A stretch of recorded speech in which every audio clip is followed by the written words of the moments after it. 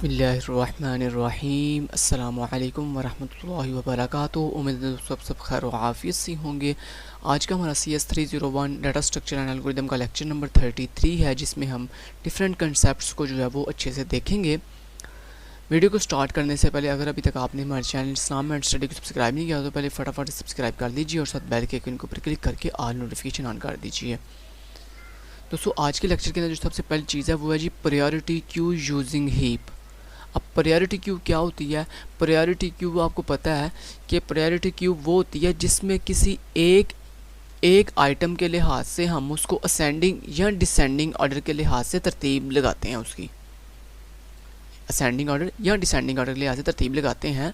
Using heap का मतलब क्या है? यूजिंग हीप का मतलब ये है कि अगर यही प्रायोरिटी क्यू का कंसेप्ट हम हीप में इस्तेमाल कर लें तो इसको हम प्रायोरिटी क्यू यूजिंग हीप कहेंगे। ठीक है। अब प्रायोरिटी क्यू यूजिंग हीप का मैं छोटी सी एग्जांपल से आपको समझाता हूँ। फ़र्ज़ करें एक बैंक है और उस बैंक के अंदर 5 कस्टमर हैं। 5 क्या हैं? कस्टमर हैं ना, जिन्होंने बैंक से कोई ना कोई अपना काम करवाना है। अब क्या होगा कि हम उन 5 कस्टमर्स को तरतीब देंगे किसी न किसी एक चीज़ के लिहाज से। फ़र्ज़ करें हम उनकी आईडी के लिहाज से उनको तरतीब दे सकते हैं, हम उनके नाम के लिहाज से उनको तरतीब दे सकते हैं, हम उनकी टाइमिंग के लिए, उनकी जो वर्क टाइमिंग है यानी उन्होंने कितना कितना टाइम जो है वो स्पेंड करना है बैंक के अंदर, उस टाइमिंग के लिहाज से हम जो है उनको तरतीब दे सकते हैं। यानी कहने का मतलब ये है आप डिफरेंट थिंग्स के लिहाज से अपनी उस चीज़ को तरतीब दे सकते हैं असेंडिंग या डिसेंडिंग ऑर्डर के अंदर। चलिए मान लेते हैं हमने टाइम के लिहाज से तरतीब दिया। हमने किसके लिहाज से तरतीब दिया? टाइम के लिहाज से। ठीक है। तो अब टाइम के लिहाज से आप दो तरह से तरतीब दे सकते हैं। या तो आप तरतीब इस तरह से देंगे कि जिस कस्टमर ने सबसे ज़्यादा देर बैंक में रहना है, सबसे ज़्यादा देर बैंक में स्पेंड करनी है, उसको हम सबसे पहले प्रेफर करेंगे। फिर उसके बाद उससे कम टाइम वाले को, फिर उससे कम टाइम वाले को, फिर उससे कम टाइम वाले को। ठीक है। कुछ इस तरह से लाइक मैं आपको अगर कुछ ऐसे समझाऊँ इसका, तो लाइक कुछ ऐसे बन सकता है इसका कि जिस तरह से मैं आपको समझाता हूँ। अगर फ़र्ज़ करें आपके पास कुछ कस्टमर्स हैं, ठीक है, और उन कस्टमर्स में से 3 कस्टमर हैं। कस्टमर नंबर C1, ठीक है, C2 और C3 फ़र्ज़ करते हैं। अब मान लेते हैं C1 ने जो टाइम स्पेंड करना है ना, यानी उसने जो वर्क करवाना है बैंक में, उसके तकरीबन 10 मिनट लगेंगे। कितने मिनट लगेंगे? 10 मिनट्स। और मान लेते हैं जो कस्टमर नंबर 2 है ना, उसके तकरीबन मिनट लगने हैं 6 यानी 3 मिनट्स। 3 मिनट्स लगने हैं। ठीक है, 3 मिनट्स। और मान लेते हैं जो कस्टमर नंबर 3 है उसके मिनट लगने हैं बैंक के अंदर काम करवाते हुए, फ़र्ज़ कर लेते हैं जी 5 मिनट्स। 5 मिनट्स। ठीक है, मान लेते हैं ये चीज़। अब दोस्तों इसको हम प्रायोरिटी क्यू में कैसे लगाएंगे? प्रायोरिटी क्यू का मतलब ये होता है असेंडिंग या डिसेंडिंग ऑर्डर में लगाना। असेंडिंग में छोटी से बड़ी वैल्यू की तरफ लगाना और डिसेंडिंग बड़ी से छोटी की तरफ लगाना। अब मान लेते हैं कि आपने कहा कि जिस कस्टमर ने सबसे ज़्यादा टाइम लगाना है बैंक में, सबसे ज़्यादा टाइम स्पेंड करना है बैंक में, जिसका काम सबसे ज़्यादा टाइम जिसके काम को करते हुए लगेगा, उसको हम सबसे पहले प्रेफर करेंगे। यानी आपने टाइम के लिहाज से डिसेंडिंग ऑर्डर में तरतीब लगा रहे हैं, यानी बड़ी वैल्यू से छोटी वैल्यू की तरफ। तो फिर क्या होगा? अब हम इन तीनों कस्टमर में से देखेंगे कि किसका सबसे ज़्यादा टाइम लगेगा बैंक में। तो हमने देखा कस्टमर नंबर 1 का सबसे ज़्यादा टाइम लगेगा, लिहाजा हमने कस्टमर नंबर 1 को फर्स्ट नंबर पे प्रेफर किया। फिर हमने उसके बाद देखा कि दूसरे नंबर पर किसका सबसे ज़्यादा टाइम लग रहा है। आपने कहा कस्टमर नंबर 3 का, तो आपने कस्टमर नंबर 2 को यहाँ से उठाया और कस्टमर नंबर 3 को दूसरे नंबर पर प्रेफर किया और कस्टमर नंबर 2 को तीसरे नंबर पर प्रेफर किया। तो ऐसे आपने देखा टाइम के लिहाज से डिसेंडिंग ऑर्डर में तरतीब लगा दिया कि जिसका सबसे ज़्यादा टाइम था उसको सबसे पहले, फिर उससे कम टाइम वाला, फिर उससे कम टाइम वाला, इस तरह से आपने तरतीब लगा दिया। ठीक है। लेकिन अगर ये मैं कहूँ कि अब आपने टाइम के लिहाज से डिसेंडिंग ऑर्डर में तरतीब नहीं लगाना बल्कि असेंडिंग ऑर्डर में तरतीब लगाना, मीन जिस कस्टमर का टाइम सबसे थोड़ा लगेगा ना उसको सबसे पहले प्रेफर करो। तो फिर आप क्या करोगे? अब आपने इन तीनों में से देखा सबसे थोड़ा टाइम कौन सा कस्टमर ले रहा है, तो कस्टमर नंबर 2, तो लिहाजा आपने कस्टमर नंबर 2 को सबसे पहले प्रेफर किया। यानी आपने कस्टमर नंबर 2 को नंबर 1 के ऊपर प्रेफर किया। उसके बाद फिर देखा आपने कि उसके बाद कौन सा कस्टमर सबसे थोड़ा टाइम ले रहा है। उसके बाद ये कस्टमर नंबर 3 जो है दूसरे नंबर पर आएगा, क्योंकि इसका टाइम जो है कस्टमर नंबर 2 के टाइम से ज़्यादा है और कस्टमर नंबर 1 का टाइम जो है सबसे ज़्यादा है, लिहाजा ये सबसे आखिर पे आ गया, क्योंकि आपने असेंडिंग ऑर्डर में तरतीब देना है, थोड़े टाइम से बड़े ज़्यादा टाइम की तरफ। तो सबसे पहले वो कस्टमर आएगा जिसका सबसे थोड़ा टाइम होगा, उसके बाद उससे ज़्यादा टाइम वाला, फिर उसके बाद उससे ज़्यादा टाइम वाला। तो इस तरह से ये होती है प्रायोरिटी क्यू। ये होती है प्रायोरिटी क्यू, जिसमें हम प्रायोरिटी के लिहाज से यानी टाइम को हमने प्रायोरिटी दे दी है असेंडिंग या डिसेंडिंग ऑर्डर में। तो अगर दोस्तों इसी काम को हम हीप के अंदर करें, हीप क्या होता है, हीप में यानी आप कुछ वैल्यूज दी जाती हैं और उनको आप एक ट्री में या एक अरे की फॉर्म में लिख देते हैं। तो अगर हम दोस्तों इन्हीं वैल्यूज को एक अरे में लिख दें, यानी हम ऐसे अरे में लिख दें, वो कैसे बोला, हमने कहा C2 पहले आएगा, फिर C3 आएगा, फिर C1 आएगा। तो this is the priority queue using heap method. तो ये हो गया आपका हीप मेथड। तो इस तरह से हम priority queue using heap method करते हैं। अभी यहाँ पे इन्होंने यही चीज़ को थोड़ा कोड के साथ वजाहत की हुई है। और यहाँ पे देखिए सबसे पहले इन्होंने प्रायोरिटी क्यू नाम की क्लास बनाई है, उसके अंदर प्रायोरिटी क्यू नाम का कंस्ट्रक्टर जो क्या कर रहा है, जो हमारी हीप को प्रायोरिटी क्यू के लिहाज से जो है, ये देखें पी क्यू मैक्स का मतलब क्या है कि यहाँ पे इन्होंने प्रायोरिटी क्यू किस एतबार से दे रहे हैं, मैक्स में जिसकी वैल्यू सबसे बड़ी है, यानी यहाँ पे अगर हम देखें तो जिस कस्टमर का सबसे ज़्यादा टाइम है ना, उसको इन्होंने सबसे पहले प्रेफर किया है। तो लिहाजा यहाँ पे अगर हम इस लिहाज से चलें तो फिर आपका इन्होंने जिस लिहाज किया तो फिर हमारी ये सबसे बड़ी वैल्यू सबसे टॉप पे आ जाएगी, ठीक है। और दूसरे नंबर पे सबसे बड़ी वैल्यू दूसरे नंबर पे आ जाएगी कुछ इस तरह से। तो अब अगर हम चलें तो यहाँ पे आ जाएगा C1 और फिर आएगा हमारे पास C3 और फिर C2 सबसे लास्ट पे, क्योंकि C2 का सबसे थोड़ा टाइम था लिहाजा सबसे लास्ट पे चला गया। तो ये इन्होंने मैक्स का मतलब यही है कि प्रायोरिटी क्यू मैक्स का मतलब कि सबसे हाईएस्ट वैल्यू को सबसे टॉप पे प्रायोरिटी दी है इन्होंने। तो ये कंस्ट्रक्टर यही कर रहा है कि हीप क्रिएट कर रहा है यूजिंग प्रायोरिटी क्यू मैक्स की हेल्प से। उसके बाद ये डिस्ट्रक्टर जो क्या कर रहा है कि जैसे दोस्तों हमारी प्रायोरिटी क्यू का काम खत्म होगा तो फ़ौरन से हमारी मेमोरी जो है फ्लैश हो जाएगी, क्योंकि आपको पता है कि आपको मेमोरी के अंदर जैसे किसी क्लास का काम खत्म होता है तो हम उसको मेमोरी से क्लियर कर देते हैं। तो ये डिस्ट्रक्टर क्या कर रहा है, डिलीट हीप, यानी वो जो डिलीट उसने बनाया था हीप, उसे अब मेमोरी से डिलीट कर दिया ताकि मेमोरी हमारी क्लीन हो जाए। नेक्स्ट ये दोस्तों रिमूव का मेथड है, जो रिमूव कर रहा है कोई एलिमेंट, यानी जैसे किसी एलिमेंट का काम खत्म होगा तो उसको हम क्यू से रिमूव कर देंगे, यानी अपने हीप से रिमूव कर देंगे। सारी बात है कस्टमर देखिए, कस्टमर नंबर 1 था, उसका काम जैसे ही खत्म होता है वो क्या करेगा, वो बैंक से बाहर निकल जाएगा, बाकी 2 कस्टमर आ गए। तो ये कस्टमर नंबर 1 बैंक से बाहर गया तो बाकी 2 कस्टमर आ गए। तो इसी तरह यहाँ पे भी आपने करना, यही यहाँ पे भी कर रहे हैं कि जैसे एक एलिमेंट का काम खत्म हुआ तो देन आपने उसको हीप से रिमूव कर दिया। उसके बाद इंसर्ट का मतलब क्या है कि जैसे कोई नया आप एक और कस्टमर आएगा, फ़र्ज़ करें इसके बाद कस्टमर नंबर 4 आता है, तो उसको आप ऐसे हीप में ऐड कर लेंगे। तो ये होता है इंसर्ट मेथड। तो आपको पता ही है इंसर्ट का मतलब। तो ये बेसिकली इंसर्ट कर रहा है, लेकिन इंसर्ट करने से पहले हम ये चेक करेंगे कि क्या हमारी हीप फुल तो नहीं होगी। अगर फुल हो गया, फ़र्ज़ करें बैंक के अंदर सिर्फ 5 कस्टमर की जगह थी, तो जैसे दोस्तों बैंक में 5 कस्टमर पूरे होंगे तो नेक्स्ट जो छठा कस्टमर आएगा हम उसे बैंक में एंटर नहीं होने देंगे। हम कहेंगे भाई वेट करो, भाई बैंक से बाहर खड़े होकर वेट करो, अभी हमारा बैंक अंदर से बिल्कुल फुल है, ठीक है। तो यही मतलब होता है इज़ फुल का, कि अगर अंदर से जगह सारी फुल हो गई तो हम आगे से कोई भी नया कस्टमर अंदर बैंक में एंटर नहीं होने देंगे। तो यही चीज़, अगर हीप फुल हो गया तो हम कभी भी अब नया कोई एलिमेंट हीप में एंटर नहीं करेंगे जब तक हीप में से कोई चीज़ बाहर न चली जाए। समझ आ गई आपको? चलें जी, उसके बाद जो है नेक्स्ट हमारे पास आता है जी, ये मेथड है इज़ फुल का। ये फुल बेसिकली हमें ये बताएगा कि हीप फुल है कि नहीं। उसके बाद लेंथ का मेथड है, ये हमें बताएगा कि आपके हीप में कितने एलिमेंट्स जो हैं वो इस वक्त ऐड हो चुके हैं। बस ये सारी उसके बारे में डिटेल है। नेक्स्ट आता है द सिलेक्शन प्रॉब्लम। ये बेसिकली प्रॉब्लम क्या करती है, हमारा हीप सॉर्ट बनाने में हमारी हेल्प करती है। हीप सॉर्ट बनाने में हमारी हेल्प कैसे करती है, इसके बिल्कुल नीचे जो है ना, यहाँ पे देखें वो कह रहा है जी the faster way is to put the N elements into an array, के एक अरे है जिसके अंदर हम बहुत ही फास्ट तरीके से एन जो है एलिमेंट्स यानी number of elements N, like N का मतलब है जितने एलिमेंट आप उसे देंगे, लाइक आपने 5 एलिमेंट दिए तो 5 एलिमेंट अरे में चले जाएंगे। And apply the build heap algorithm on this अरे। उसके बाद हम इसके ऊपर बिल्ड हीप अप्लाई करेंगे। तो बिल्ड हीप का आपको पता है कि हम उसमें क्या करते हैं, पूरा एक ट्री बना लेते हैं और उस ट्री को बनाने के बाद उसके ऊपर n डिवाइडेड बाई 2 का फार्मूला अप्लाई करके तो जो पोजीशन आती है उस पोजीशन से हम मैक्स हीप या मिन हीप की प्रॉपर्टी अप्लाई करके अपने पूरे जो हमारे पास ट्री होता है उसके ऊपर मिन हीप या मैक्स हीप अप्लाई कर देते हैं। और उसके बाद फिर हम क्या करते हैं, उसके ज़रिए जब हमारे पास अप्लाई हो जाता है मिन हीप या मैक्स हीप, फिर हम उसके ऊपर हीप सॉर्ट अप्लाई करते हैं। अब इसका पूरा प्रॉपर वे क्या होता है तो वो मैं आपको यहाँ पे दिखाता हूँ। यहाँ पे देखें, फ़र्ज़ करें आपको ये एक ट्री दिया गया है और कहा गया कि इस ट्री की हेल्प से आपने जो है वो हीप सॉर्ट करना है। हीप सॉर्ट क्या होता है, हीप सॉर्ट बेसिकली एक सर्टिंग टेक्निक है जिसके ज़रिए आप अपनी वैल्यू को असेंडिंग ऑर्डर के अंदर तरतीब देते हो। ठीक है, सॉर्टिंग यानी अरेंज करते हो अपनी वैल्यूज़ को। जिस तरह डिफरेंट एल्गोरिथम होते हैं ना, बबल सॉर्ट होता है, इंसर्शन सॉर्ट होता है, सिलेक्शन सॉर्ट होता है, ऐसे ही भी एक सॉर्ट है जो कि बहुत ही फास्टली आपके एलिमेंट्स को अरेंज कर देता है असेंडिंग ऑर्डर के अंदर।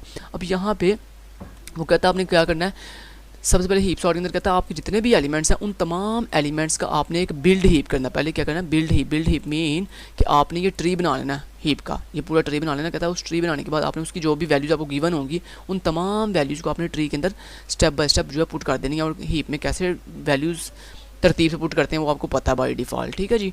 उसके बाद वो कहता है आपने इसके ऊपर मिन हीप यानी डिलीट मिन कब होता है, जब आपका हीप प्रॉपर्टी अप्लाई हुई होती है।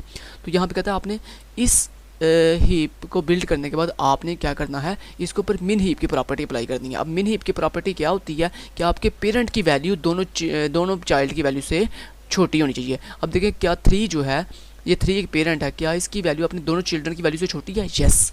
उसके बाद ये एक पेरेंट है 12, क्या इसकी वैल्यू अपने दोनों चिल्ड्रन यानी लेफ्ट और राइट चिल्ड्रन की वैल्यू से छोटी है? यानी 12 क्या 3 और 1 से छोटा है? नो। तो यहाँ पे आप क्या करोगे, मिन हीप अप्लाई करोगे। तो 12 के दोनों चिल्ड्रन में से सबसे छोटी वैल्यू किसके पास है? इस राइट चिल्ड्रन के पास, यानी ये वाली वैल्यू इस तरह स्वैप हो जाएगी। या मैं आपको हीप सॉर्टिंग करना सिखाने लगा हूँ, जिस तरह गौर से सीखिएगा। तो यहाँ पे अब वो कहता है जी आपने मिन हीप अप्लाई करना है, तो यहाँ पे 1 आ जाएगा और यहाँ पे 12 आ जाएगा। यहाँ पे क्या आ जाएगा, 12 आ जाएगा। अब दोस्तों जब आपका ये मिन हीप बन गया, उसके बाद कहता है मिन हीप बनाने के बाद आपने उसके ऊपर क्या करना है, डिलीट मिन का फंक्शन अप्लाई करना है। तो डिलीट मिन क्या करता है, आपके पूरे ट्री में जो सबसे मिनिमम वैल्यू होती है ना उसको ट्री से डिलीट कर देता है। और आपको पता है मिन हीप के अंदर सबसे मिनिमम वैल्यू रूट नोड के पास होती है, सबसे मिनिमम वैल्यू रूट नोड के पास होती है। तो कहता है बेसिकली हम उस रूट नोड की वैल्यू को ट्री से बाहर निकाल देंगे। तो बाहर निकालने का मतलब क्या है कि उसको बाहर निकाल के अरे में डाल देंगे। तो यानी ये जो एलिमेंट है यहाँ से 1 सबसे मिनिमम वैल्यू डिलीट मिन करने से क्या होगा, ये जो सबसे मिनिमम एलिमेंट है ये बाहर डिलीट हो जाएगा और ये कहाँ आ जाएगा, आपकी अरे के अंदर। तो यहाँ पे आ गया 1, ठीक है जी। यहाँ पे जैसे ही 1 आया उसके बाद आपको पता है ना डिलीट मिन जब हम करते हैं, तो हमने पिछले वाले चैप्टर के अंदर पढ़ा था, डिलीट मिन करने के बाद जो पेरेंट की वैल्यू आप बाहर डिलीट करते हो उसके दोनों चिल्ड्रन में से सबसे छोटी वैल्यू जिसके पास होती है वो उसकी जगह पे आ जाती है, पेरेंट की वैल्यू की जगह पे। अभी यहाँ पे देखें लेफ्ट चाइल्ड के पास है 3, राइट चाइल्ड के पास है 12। तो छोटी वैल्यू किसके पास है, क्योंकि हम मिन हीप अप्लाई कर रहे हैं ना, तो छोटी वैल्यू किसके पास है 3। तो ये 3 उठ के पेरेंट के पास आ जाएगा, यानी ये 3 आ जाएगा पेरेंट के पास। और यहाँ से ये 3 जो है वो डिलीट हो जाएगा, ये 3 यहाँ से डिलीट हो जाएगा। उसके बाद ये पेरेंट खाली हो गया। अब ये जो पेरेंट एम्प्टी हुआ है इसकी जगह पे इसके दोनों चिल्ड्रन में से जिसकी वैल्यू छोटी होगी वो इसकी जगह पे आ जाएगी। यानी यहाँ पे छोटी वैल्यू किसके पास है, ये 4 है। तो ये 4 उठ के यहाँ पे आ जाएगा, ठीक है जी। तो ये 4 उठ के यहाँ पे आ जाएगा। उसके बाद आप क्या करोगे, आपका ये जो है ये 4 यहाँ से एम्प्टी हो जाएगा, ये 4 यहाँ पे क्या हो जाएगा, एम्प्टी हो जाएगा। आप इसको डिलीट कर दोगे ट्री से। तो इस तरह आप ये नोड जो है पूरी की पूरी डिलीट हो जाएगी अरे से, ठीक है। लेकिन इसका असल जो काम है ना वो मैं हीपीफाई के जरिए होता है, ठीक है। ये इसका असल काम नहीं है, ये इन्होंने मिन हीप के जरिए किया है, लेकिन असल अगर आप बुक्स में देखें ना तो उन्होंने हीपीफाई मेथड के जरिए किया होता है। चलें कोई इशू नहीं है, हम चलें इसके जरिए कर लेते हैं। उसके बाद हीपीफाई मेथड में और इसमें भला क्या फ़र्क है, सिर्फ इतना फ़र्क है कि इन्होंने मिन हीप से किया ना, हीपीफाई के अंदर वो मैक्स हीप से करते हैं, ठीक है। वो मैक्स हीप की प्रॉपर्टी के जरिए करते हैं, ठीक है। तो चलें यहाँ पे देखें ज़रा अब क्या होने लगा। अब यहाँ पे जैसे ये वैल्यू नोड डिलीट हुई उसके बाद देखें 1 चला गया, उसके बाद सबसे छोटी वैल्यू जो है ट्री में से वो डिलीट हो जाएगी। फिर अगेन डिलीट मीन के जरिए वही प्रोसेस दोबारा कॉल होगा। तो ये 3 डिलीट हो जाएगा और ये 3 डिलीट होगा, कहाँ पे आ जाएगा, ये 3 आ जाएगा इस जगह पे। तो यानी यहाँ पे आ गया 3। उसके बाद इसकी जगह पे इसकी दोनों पेरेंट की वैल्यू में से चाइल्ड की वैल्यू में से जो छोटी है वो यहाँ पे आ जाएगी, यानी 4 यहाँ पे आ गया। और जैसे ही 4 यहाँ पे आया उसके बाद ये जगह खाली हो जाएगी। जैसे ये जगह खाली हो उसका चाइल्ड उठ के इसके चाइल्ड की वैल्यू 5 जो है वो इसकी जगह पे आ जाएगी। और उसके बाद ये जो पूरी की पूरी आपकी नोड है ये यहाँ से क्या हो जाएगी, डिलीट हो जाएगी, ठीक है। यानी ये ऐसे आपका पूरे का पूरा नोड डिलीट हो जाएगी, ठीक है जी। तो ये ऐसे हो गया। उसके बाद नेक्स्ट अब सबसे छोटी वैल्यू फिर डिलीट मीन कॉल होगा, यानी हर एक स्टेप के बाद डिलीट मीन कॉल होगा। तो ये सबसे छोटी वैल्यू 4 जो है ये डिलीट करके यहाँ पे ले आएगा। उसके बाद जैसे ये खाली होगा तो आपकी सबसे छोटी वैल्यू इसकी जगह पे आ जाएगी। तो यानी 5 उठ के आ जाएगा आपका इस जगह पे। जैसे ये 5 इस जगह पे आया उसके बाद ये जो 5 वाली एरिया ये आपका डिलीट हो जाएगा यहाँ से ऐसे। तो ऐसे डिलीट हो गया, ओके जी। जब ये डिलीट हुआ उसके बाद सबसे छोटी वैल्यू फिर डिलीट मीन कॉल होगा, तो ये सबसे छोटी वैल्यू 5 जो है उठा के यहाँ पे ले आएगा। तो ये 5 यहाँ पे आ गया। उसके बाद ये आपकी जो देन उसके बाद जैसे ये 5 डिलीट होगा यहाँ पे, उसके बाद उसकी चाइल्ड की वैल्यू 12 जो है वो इस पेरेंट की जगह पे आ जाएगी, यानी यहाँ पे आ जाएगा 12। जैसे 12 आया उसके बाद क्या होगा, ये जो आपका इतना पोर्शन है नीचे वाला ये डिलीट हो जाएगा, ठीक है जी। और जैसे ये डिलीट हुआ अब 12 बच गया। 12 अकेले के जैसे डिलीट मीन कॉल होगा तो ये 12 उठ के यहाँ से कहाँ आ जाएगा, आपकी अरे के अंदर, यानी 12 यहाँ पे आ जाएगा। तो इस तरह आपका ये पूरे का पूरा ट्री जो है वो हमने मिन हीप की अप्लाई करते हुए यहाँ पे डिलीट मिन को कॉल करते हुए पूरी अपनी अरे की सॉर्टिंग कर दी है। तो ये होता है हीप सॉर्ट, ये होता है हीप सॉर्ट। इसके अलावा इसका एक और तरीका भी होता है जिसको हम हीपीफाई मेथड कहते हैं। हीपीफाई मेथड में हम क्या करते हैं, हीपीफाई मेथड के अंदर हम मैक्स हीप की प्रॉपर्टी को अप्लाई करते हुए अपनी अरे को जो है वो सॉर्ट करते हैं, अपनी अरे को क्या करते हैं, सॉर्ट करते हैं। चलिए वो भी टेक्निक आपको सिखा देता हूँ, वो भी टेक्निक सिखा देता हूँ, ठीक है। वो टेक्निक क्या होती है, वो भी टेक्निक आपको सिखा देता हूँ, हीपीफाई वाली टेक्निक भी सिखा देता हूँ। फर्स्ट करिए आपका एक ट्री है जिसमें कुछ नोड्स हैं, ये नोड है, ये नोड है, ये नोड है और ये नोड है, ठीक है। ये कुछ नोड्स हैं और ये ऐसे एक दूसरे के साथ लिंक्ड हैं, ये एक दूसरे के साथ ऐसे लिंक्ड हैं, लिंक्ड, ठीक है। ये इसके साथ लिंक है, ये इसके साथ लिंक है। फर्स्ट इसमें कुछ डाटा पड़ा हुआ है, लाइक इसमें पड़ा हुआ है 12 और लाइक इसमें पड़ा हुआ है जी 8, लाइक इसमें पड़ा हुआ है जी 1 और लाइक इसमें पड़ा हुआ है जी लाइक 5 और लाइक इसमें पड़ा हुआ है जी लाइक 6, कुछ इस तरह से, ठीक है। अब ये हीप ट्री हमने बिल्ड कर दिया। उसके बाद वो क्या कहता है हीपीफाई अप्लाई करो। हीपीफाई अप्लाई करने से पहले वो कहता है इसको मैक्स हीप में कन्वर्ट करो, अपने ट्री को, ये हीप को मैक्स हीप में। अब मैक्स हीप में कैसे कन्वर्ट करते हैं, आपको पता है मैक्स हीप की प्रॉपर्टी क्या होती है, कि मैक्स हीप की प्रॉपर्टी होती है कि पेरेंट की वैल्यू अपने दोनों चिल्ड्रन की वैल्यू से बड़ी होती है। तो यहाँ पे देखें इस पेरेंट की वैल्यू क्या अपने दोनों चिल्ड्रन की वैल्यू से बड़ी है 1 और 5 से, यस 8 1 और 5 से बड़ा है, लिहाजा यहाँ ये पेरेंट जो है वो मैक्स हीप के अंदर ही अप्लाई हो रहा है। उसके बाद इसको देखें, क्या ये पेरेंट की वैल्यू क्या अपने दोनों चिल्ड्रन की वैल्यू से बड़ी है, यस बड़ी है। तो क्या होगा, कहता उसके बाद जैसे ही आपने मैक्स हीप अप्लाई कर लेना ना, उसके बाद हीपीफाई अप्लाई करना है। तो पहला स्टेप होता है अच्छा इसमें ना हीप सॉर्ट के अंदर ना जो बुक्स के अंदर जो इन्होंने तरीका बताया हुआ है ना, बुक्स के अंदर आपके, तो मैंने जो आपकी हैंडआउट्स में है मिन हीप वाला वो मैंने आपको करवा दिया है, लेकिन जो बुक्स के अंदर है ना हीपीफाई वाला वो मैंने आपको बता दिया। उसके 3 स्टेप्स होते हैं। पहला स्टेप होता है बिल्ड हीप, बिल्ड हीप। दूसरा स्टेप होता है apply max heap, apply max heap, apply max heap. और फिर उसके बाद होता है हीपीफाई मेथड, हीपीफाई अप्लाई होता है। और ये बिल्ड हीप एक ही दफ़ा सिर्फ होता है, ये बिल्ड हीप सिर्फ 1 टाइम होता है। उसके बाद ये जो 2 चीज़ें हैं ना, ये जो अपनी इतनी चीज़ें हैं, हीपीफाई मैक्स हीप अप्लाई करना और उसके ऊपर हीपीफाई अप्लाई करना, ये बार बार रिपीट होगा जब तक हमारी पूरी अरे सॉर्ट नहीं हो जाती। ये दोनों बार बार रिपीट होंगे। अब सबसे पहले क्या हुआ, अप्लाई मैक्स हीप, मैंने मैक्स हीप अप्लाई कर दिया, यस। उसके बाद अब क्या होगा, हीपीफाई अप्लाई होगा। हीपीफाई का मतलब होता है, हीपीफाई का मतलब ये होता है कि आपकी फर्स्ट एलिमेंट यानी जो रूट नोड है उसकी वैल्यू आपके ट्री की जो सबसे लास्ट नोड होती है ना उसके साथ स्वैप हो जाती है, उसके साथ क्या होती है, स्वैप हो जाती है। तो क्या होगा बेसिकली, जब मैक्स हीप मैंने अप्लाई किया तो ये ट्री बन गया। उसके बाद मैंने क्या किया, ये फर्स्ट एलिमेंट की वैल्यू, फर्स्ट नोड की वैल्यू स्वैप होती है आपके लास्ट के साथ।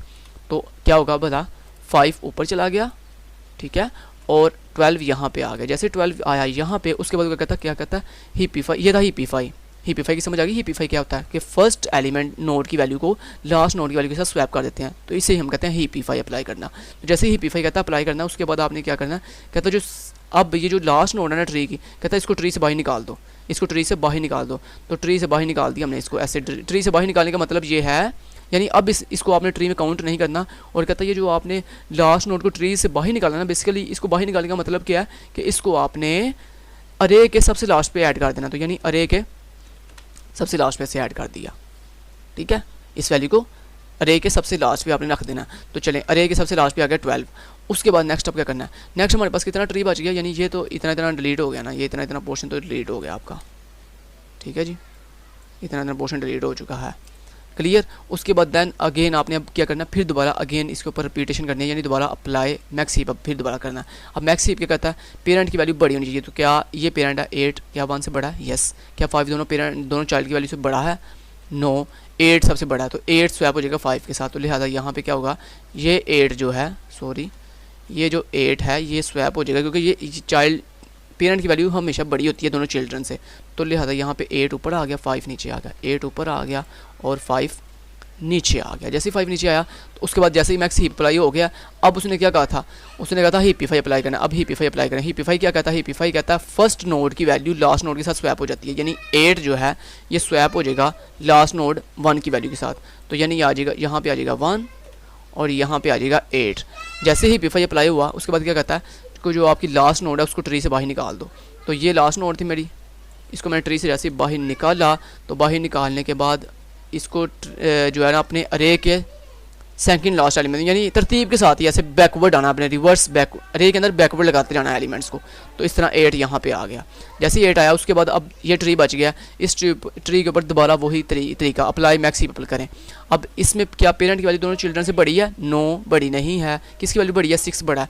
तो लिहाजा ये 6 जो है वो, ये 6 यहाँ पे आ जाएगा, 1 नीचे चला जाएगा, ये 6 यहाँ पे 1 नीचे, तो यानी आपका आ जाएगा 6 यहाँ पे और 1 यहाँ पे। जैसे ये 1 आया उसके बाद कहता है हीपीफाई अप्लाई करो। हीपीफाई क्या कहता है? हीपीफाई कहता है फर्स्ट नोड की वैल्यू लास्ट नोड की वैल्यू के साथ स्वैप हो जाएगी, यानी ये 6 यहाँ पे आ जाएगा और ये 1 नीचे आ जाएगा, यानी वही दोबारा से ये स्वैपिंग हो जाएगी और ये 1 आ गया यहाँ पे और उसके बाद ये आ गया 6 यहाँ पे। जैसे 6 यहाँ पे आया उसके बाद कहता है अब आपने क्या करना है नेक्स्ट, अब आपने क्या करना है 6 को बाहर निकाल देना, यानी जो सबसे लास्ट एलिमेंट है उसको बाहर निकाल देना ट्री से। तो 6 आ गया हमारा यहाँ पे, 6 आ गया यहाँ पे। जैसे 6 यहाँ पे आया उसके बाद अगेन आपने इसके ऊपर दोबारा से फिर वही मैक्स हीप अप्लाई करना है। अब मैक्स हीप जब अप्लाई होगा तो क्या होगा भला? ये 5 ऊपर चला जाएगा, 1 नीचे आ जाएगा, ऐसे ही है। उसके बाद हीपीफाई अप्लाई होगा, वो फर्स्ट एलिमेंट की वैल्यू को लास्ट के साथ स्वैप करेगा, फिर दोबारा अगेन 5 नीचे आ जाएगा, 1 ऊपर चला जाएगा, तो ये 5 जो है ये ट्री से बाहर निकल आएगा। जैसे ये ट्री से बाहर आएगा तो हमारा क्या होगा? यहाँ पे 5 यहाँ पे आ गया और उसके बाद अकेला 1 रह गया, तो ये 1 सिंपल, उसके बाद जैसे ही 1 आ गया तो 1 ऐसे ही यहाँ पे आ गया। तो ये देखें पूरी अरे जो हमारी सॉर्ट हो गया बिल्कुल तरतीब के साथ। तो यही होता है दोस्तों हीपीफाई मेथड। तो ये था बुक्स के अंदर हीपीफाई मेथड, अपनी अरे को हीप सॉर्ट के जरिए सॉर्ट करना, ठीक है। ये एक मेथड है और मैंने आपको दोनों तरीक़ों से सिखा दिया है। जो बुक्स के अंदर है वो उस तरीके से भी सिखा दिया और जो आपके सर ने आपको दिया हुआ है, यानी यहाँ पे जो हैंडआउट्स में दिया हुआ है कि डिलीट मिन के ज़रिए, वो भी मैंने आपको पहले सिखा दिया, ठीक है जी। चलें, कवर हो गया। तो नेक्स्ट अब चलते हैं, हमने काफ़ी कुछ सीख लिया। उसके बाद डिसजॉइंट सेट एडीटी क्या चीज़ है, अब इसके बारे में ज़रा सुन लें, इसके बारे में ज़रा गौर से सुन लें, ये क्या चीज़ होती है। चलें जी, डिसजॉइंट एडीटी क्या चीज़ होती है। फ़र्ज़ करें आपके पास एक सेट है ए और एक सेट है बी, ठीक है। तो डिसजॉइंट क्या होता है? अगर दोस्तों एक सेट है ए, ये एक सेट है आपके पास ए, और ज़रा गौर से पहले सुन लें, डिस्क्रीट मैथमेटिक्स के मुताबिक डिसजॉइंट क्या चीज़ होती है, तो ये बी है दोस्तों। अगर आपके ए सेट के, ये ए सेट है, ये बी सेट है, अगर ए सेट का कोई भी एलिमेंट बी सेट से मैच ना करता हो, यानी इनका आपस में कोई रिलेशनशिप ना हो, यानी इसके कोई भी ए का कोई भी एलिमेंट बी के कोई भी किसी भी एलिमेंट से मैच ना करता हो, यानी कॉमन ना, इनमें कोई भी चीज़ कॉमन ना हो, तो कहता है इन ऐसे सेट्स को हम क्या कहते हैं? डिसजॉइंट सेट्स कहते हैं। क्या, कौन से? डिसजॉइंट सेट्स कहते हैं डिस्क्रीट मैथमेटिक्स के मुताबिक, ठीक है। अब यहाँ पे डाटा स्ट्रक्चर के अंदर डिस्क्रीट सेट्स एडीटी का क्या मतलब है, तो यहाँ पे देखें, उसके बारे में आपको समझाता हूँ, जो इन्होंने यहाँ पे एग्जांपल्स दी हुई हैं। तो यहाँ पे फर्स्ट करने कहता जी हम यहाँ पे 3 स्टेप्स करते हैं डाटा स्ट्रक्चर के अंदर डिसजॉइन करने के, हम 3 स्टेप करते हैं। पहला मेक, क्या मेक करना? Make set, sorry make element कर ले, मेक सेट कर ले। उसके बाद कहता है फाइंड सेट्स, और उसके बाद कहता है यूनियन सेट्स। ये 3 एलिमेंट कहता है हम परफॉर्म करते हैं। तो पहले में हम क्या करते हैं? मेक सेट फर्स्ट कर लेते हैं। आपके पास एक सेट है जिसके अंदर नंबर ऑफ एलिमेंट्स हैं, लाइक अली, ठीक है, खिज़र, लाइक मारूख, लाइक जैसे सना, ठीक है। और इसी तरह हम कुछ एलिमेंट्स और ले लेते हैं, लाइक जैसे हसीब, लाइक जैसे माहम, ठीक है। कुछ इस तरह के हमारे पास एलिमेंट्स हैं, ठीक है। तो 1 2 3 4 5 6, ये 6 एलिमेंट्स हैं एक सेट के अंदर। लेट्स से हमने मान लिया, फर्स्ट कर लिया, तो हमारे पास एक सेट है सेट एस, जिसको हम एस का नाम दे देते हैं। उसके अंदर कुछ एलिमेंट्स हैं अली, खिज़र, मारू, सना, हसीब एंड माहम, ठीक है। तो ये सेट्स हमने क्या किया? बेसिकली मेक सेट, हमने एक सेट बना लिया है।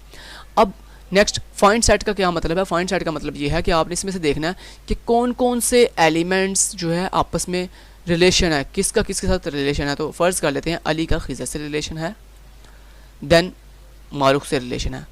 उसके बाद फ़र्ज़ कर लेते हैं सना का हसीब से रिलेशन है, ठीक है, लेकिन माहम का किसी चीज़ से रिलेशन नहीं है।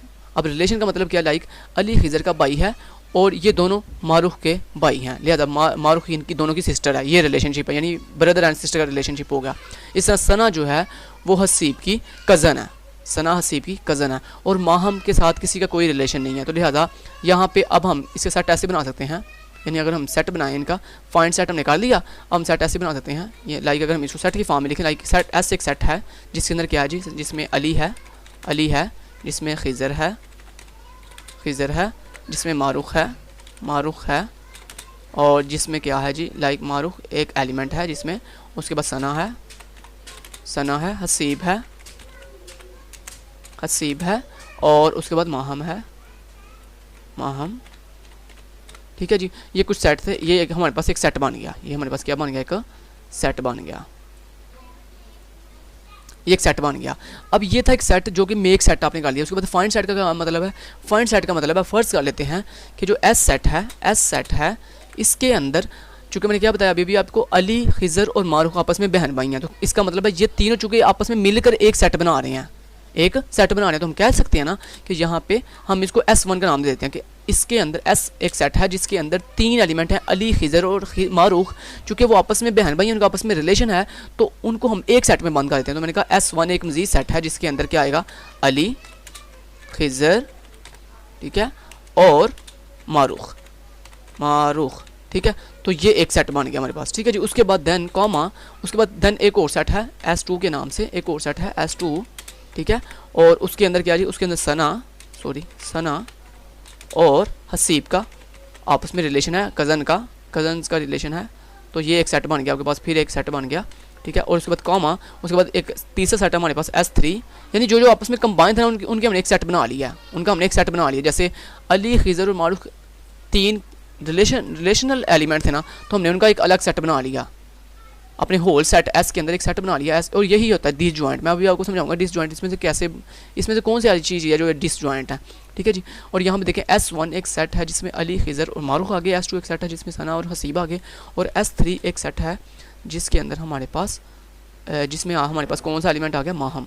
तो यहाँ पे माहम आ गया,